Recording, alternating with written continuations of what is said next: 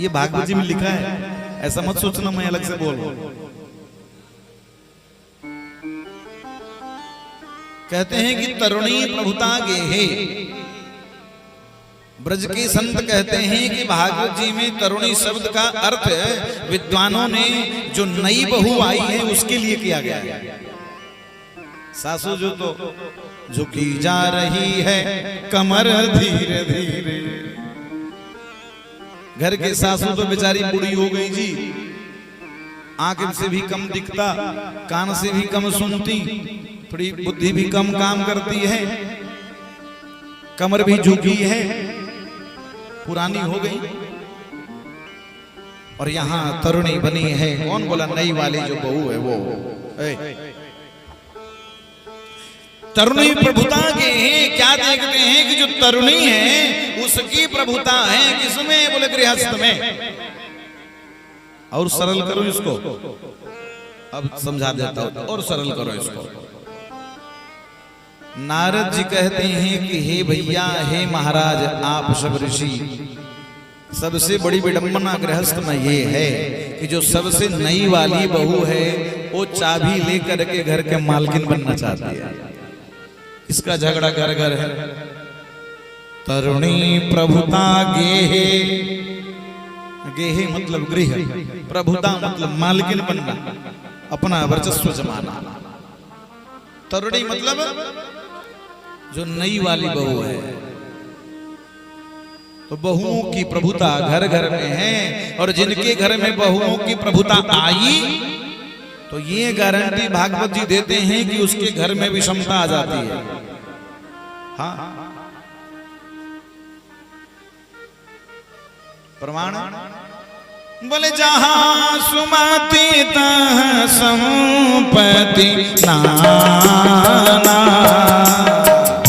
जहां सुमति तहां संपत्ति नाना, जहां कुमति तहां विपत्ति निधाना, जहां कुमति तहां विपत्ति निधाना। ये प्रमाण तो हमारे धर्म ग्रंथों में है ना कि भैया जहां कुमति आएगी तो विपत्ति गारंटी है। जहां परिवारों में सुमति होगी तो अनेकों प्रकार की संपत्ति वही नाचेगी।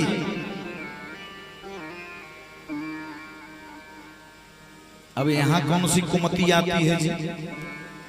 बोले कुमति यही आती है कि छोटी वाली आई और बड़े वाले के 4 बच्चे भी साथ जाएं। छोटी वाले के ठाकुर जी ने भी कृपा नहीं करी है। अब वहीं से शुरू होती है कि मैं सबका भोजन क्यों बनाऊं। यहां से प्रारंभ होता है कुमति। तो जब कुमति यहां से प्रारंभ होती है तो फिर विपत्ति निधान गारंटी है जी। विपत्ति तो क्या करें? आगे क्या होता है? जब तरुणी प्रभुता गेहे हो गया तो कन्फर्म है, ये निश्चित है कि भाई भाई में बोल चाल, एक दूसरे का दर्शन परसन बंद हो जाता है। हाँ, हम नहीं रहेंगे यहाँ। कहाँ नहीं रहोगे?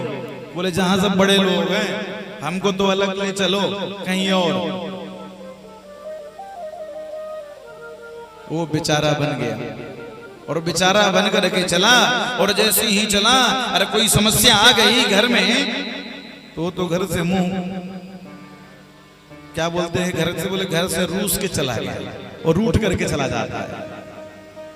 मुंह फुलाया हुआ चला गया जी। घर में उसने झगड़ा करी और सबसे बातचीत बंद। समस्या आई तो फिर निराकरण कौन करेगा?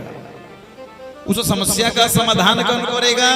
भागवत जी में लिखा है। तो वही तरुणी कहती हैं जो बहू है कि भैया सुनो सुनो सुनो महाराज, आपके भैया को तो कोई मतलब नहीं है आपसे, और ये समस्या आई है तो इसका समाधान कौन बताएगा? तो बोले श्याल को बुद्धिदायक। आपके भैया की बुद्धि खोपड़ी काम नहीं करती तो हमारे भैया को फोन करो। हाँ, लिखा है शब्द श्याल को, यानी श्रीमान साला जी। वो बहू कहती हैं कि आपके भैया से बोल चाल बंद है, अपने भैया होते तो क्या हम लोगों को अलग होना पड़ता? बिल्कुल नहीं। इसलिए हमारे भैया को फोन करो, वही आपको बुद्धि देंगे, जबकि भाई से बढ़िया कोई सलाहकार होता नहीं है।